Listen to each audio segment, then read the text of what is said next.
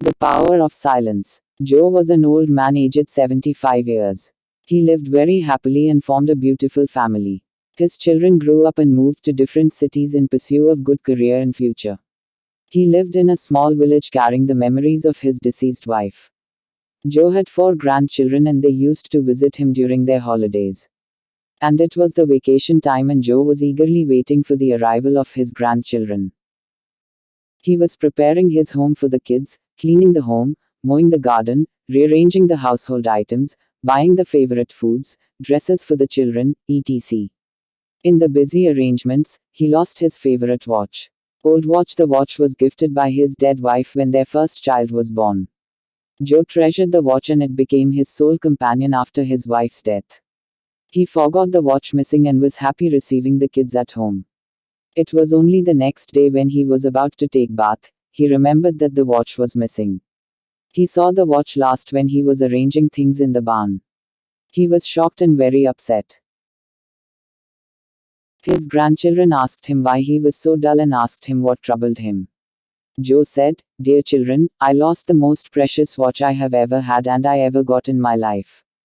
It was gifted by your grandma and I lost it while cleaning the home. I feel like I'm missing my heart." Joe was on tears and the children promised him that they would search the watch for him. One granddaughter asked, "Grandpa, do you remember when you saw the watch last before it was missing?" Joe told, "I guess when I was cleaning the barn." The children decided to search for the watch in the barn. The barn was full of waste materials, books, scraps, broken furniture, etc. The children searched for more than 2 hours with help of Joe and a servant, but could not find it. Joe was completely shattered and asked the children to stop searching as they could not find anything. The kids were also too sad, and consoled the grandfather. One grandson again moved to the barn, and Joe asked why he was going there again. The little boy requested others not to follow him and remain silent. While the others were little surprised, they still followed what he said. The little boy went to the barn and sat there in silence. The other children reached him and asked him what he was doing, and the little boy asked them not to make noise. He sat there for about 15 minutes and then rushed to his grandfather. Yes, he got the watch and happily gave it to Joe. He was surprised and asked how he was able to find it. The little boy replied, "I sat there without making a noise and the barn was so silent. After a few minutes, I heard the tick-tick sound and found the watch." Joe hugged him and thanked the little boy. This is the power of silence. If we stay calm, we can find the solution very easily. Now let's jump to a new story. Story of the duck pond. So little Bridget took the baby on her right arm and a jug in her left hand, and went to the farm to get the milk. On her way she went by the garden gate of a large house that stood close to the farm, and she told the baby a story. Last summer, she said, a little girl, bigger than you, for she was just able to walk, came to stay in that house, she and her father and mother. All about the road just here, the ducks and the chickens from the farm, and an old turkey, used to walk about all the day long, but the poor little ducks were very unhappy, for they had no pond to swim about in, only that narrow ditch through which the streamlet is flowing. When the little girl's father saw this, he took a spade, and worked very hard, and out of the ditch in the streamlet he made a little pond for the ducks, and they swam about and were very happy all through the summer days. Every morning I used to stand and watch, and presently the garden gate would open, and then the father would come out, leading the little girl by the hand, and the mother brought a large plate full of bits of broken bread. The little girl used to throw the bread to the ducks, and they ran after it and ate it up quickly, while she laughed out with glee, and the father and the mother laughed too just as merrily. Baby, the father had blue eyes, and a voice that you seemed to hear with your heart. The little girl used to feed the chickens too, and the foolish old turkey that was so fond of her it would run after her until she screamed and was afraid. The dear father and the little girl came out every morning, while the black pigs looked through the bars of the farmyard gate and grunted at them, as if they were glad, and I think the ducks knew that the father had made the pond, for they swam round and round it proudly while he watched them, but when he went away they seemed tired and sad.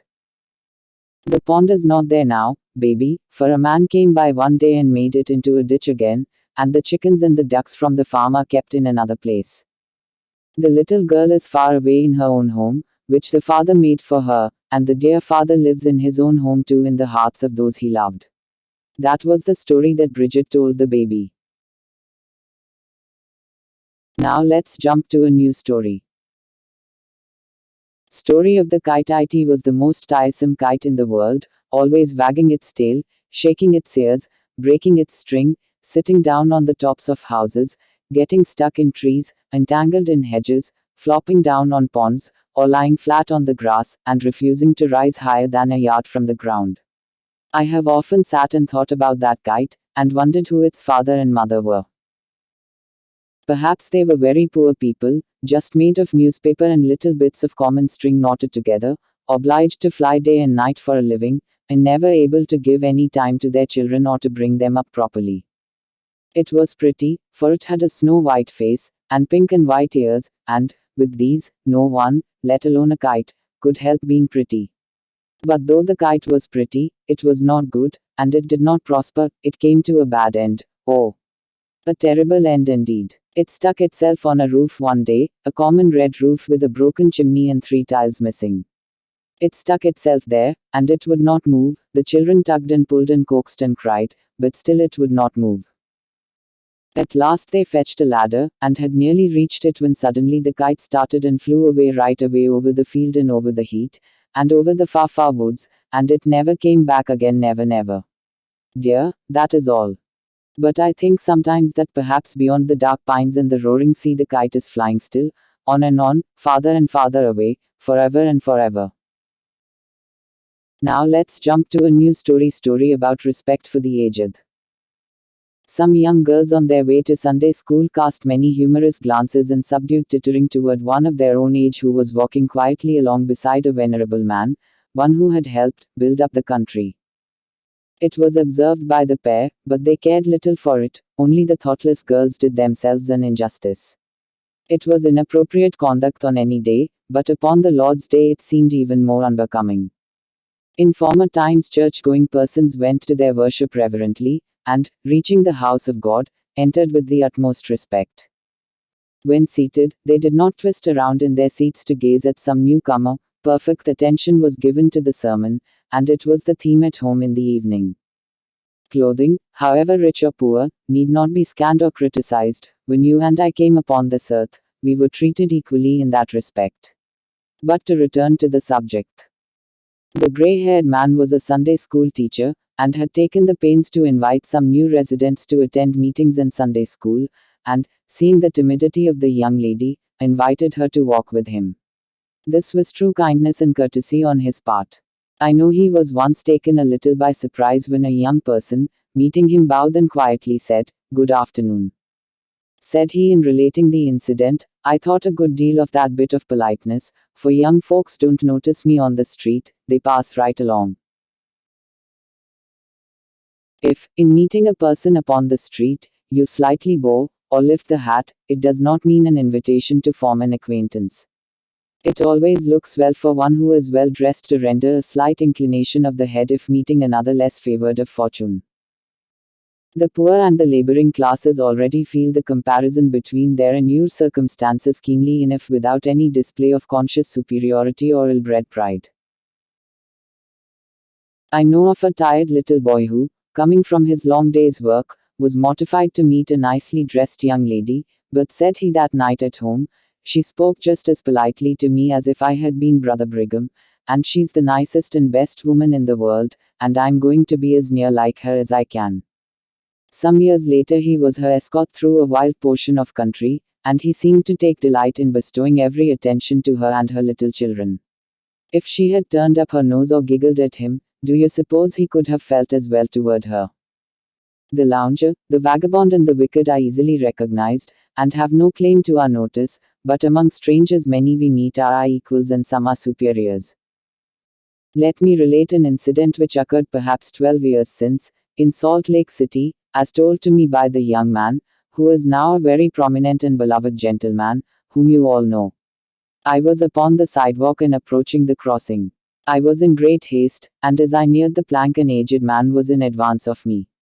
I hastily took a few long steps, intending to get there ahead of him.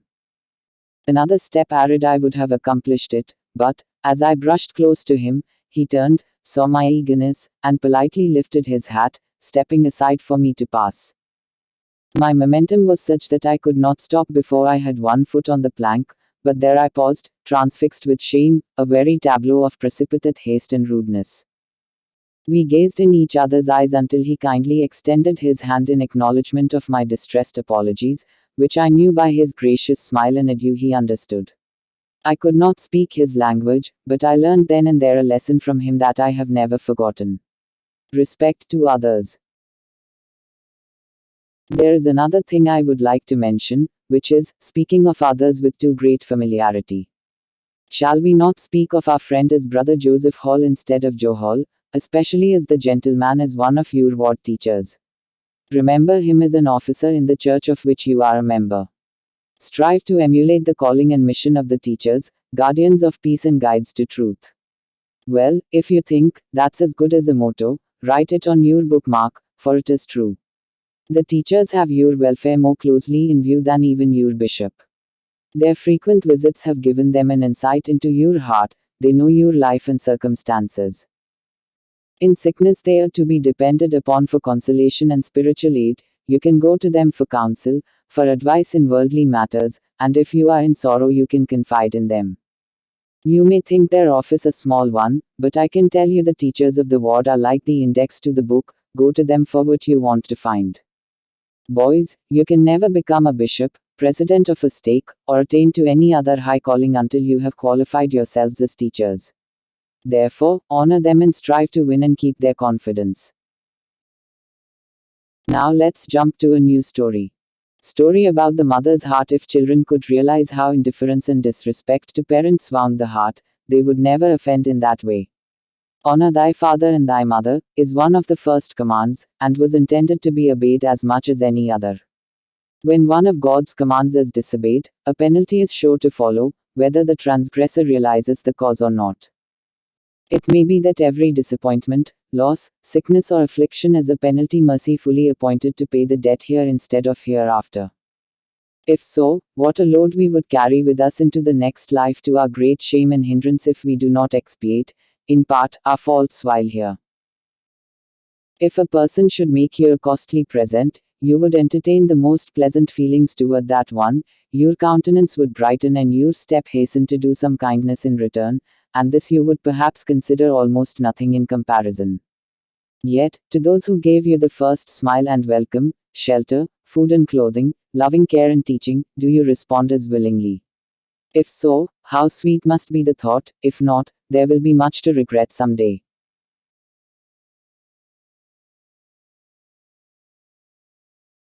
If you were making some beautiful article for yourself, your time and materials being limited, and you should mar your workmanship beyond repairing, how sorrowful you would be, but the spirit and the record you are molding are what money cannot create or replace, neither can time efface from the faithful records of the heart, the vivid picture of a misused opportunity, an injured work of the soul. There is some consolation in the knowledge that repentance cancels part of the offense, if not its result, but the heart that never repents or seeks to amend its wrongs, the heart that fosters ingratitude, is cultivating an element that will at last destroy every bright attribute and hope. Let me tell you a story or two from life to show you the tenderness of a mother's heart, its long, enduring love. A woman past 60 years of age, a tailoress, lived near me. She had sons and grandchildren, and was very kind to them all, constantly helping to provide for the families, and even now and then lending some poor man or woman a sum of money to start business with, always cheerful and hopeful in her ways, and never idle. Early and late her swing machine was hurrying, and some persons hinted that she must have riches hoarded up. One day a young woman entered the shop, and the tailoress looking at the baby she carried in her arms, the baby responded with a coo and a spring toward her. "What do you think of my baby? Just take her a minute," said the young mother. The gray-haired woman drew back, and a strange look came over her face. "I have never held a girl baby in my arms since my own little girl died. I cannot," said she. How long ago was that? Tenderly asked the young mother. 30 years, answered the poor woman, and the tears came so fast she had to wipe them away, and the rest of us had to wipe our eyes too. Long as we had known her, we had never had a thought that a secret, beautiful and sacred sorrow was hidden in her heart, but I know that ever afterward we who were in her shop that afternoon always spoke with tenderness to the poor old woman, as though we were partners in her sorrow. The grave at Nephi. There was another old woman, quite an eccentric person, whom some young folks used to smile at when she came to their houses with her basket of lace and other small things. She was so lofty about her business, as though it were vastly more important than it really was, and so cheerful about it, as though it was a very delightful way of making her living. "I'm sorry you have to earn your living this way," said a young lady to her one day. "Why, my dear, it's just as well as for your father to be selling furniture the year round. I only has to earn a little bit for myself, and it brings in all I need, and I gets acquainted with lots of fine young folks, and sees all the pretty things as I pass along as well as if I was riding, and gets refreshed a bit, and when I goes home I've lots to think over that I've seen through the day, and that's better than sitting alone and fretting. I'm well off, my dear, to get what I need and lay a bit by for a future day." We all felt a little touched, and when she missed coming next week we hardly knew what to think, but the week after she came again, and we inquired if she had been sick. "No, my dears, I have been down to Nephi on the excursion train to visit my daughter." "Why, we didn't know you had a child living." "And I hasn't, my dears, my daughter has been dead and buried these 18 years, only 19 when she died, and every year I goes down once in the summer and takes my bouquet of flowers to lay on her grave, and I has my bread and cheese and bottle of cold tea, and I sits down by her grave till sundown, and we has a comfortable time together that lasts till I goes again." Do you think we felt like smiling slyly at her odd ways after that? One of us went out and brought a tray with refreshments, and never forgot to do the same thing in all her after calls. She had kept her decoration day years before it had become a national custom. Let me tell you of another mother's faithful heart. This woman had such love for children, such tender pity for the orphan, that she had, when we first met her, raised 3 adopted children of different parentage. One day a person said to her, "You never had a child of your own, did you?" "Yes, I have got a son of my own," proudly answered the dear old lady. The questioner paused in surprise, and thought, perhaps she left him for the gospel's sake, and respectfully pursued, "Did you leave him in the old country?" "Yes, I have left my dear boy in the old country." "How old is he? And does he write to you?" "He does not write to me, he is 23 years old." "He died when he was 5. "Died? Then you have not got him now." "Yes, I have got him now, I have got him all the time, I have never lose him, he is mine." Children, let these brief stories prove to you that each heart bears its own hidden, sweet history, and do be careful when meeting the aged, the poor and humble, to speak kindly and show them respect. Perhaps this is all you can ever do for them, and you little know what might be revealed to claim your pity and admiration.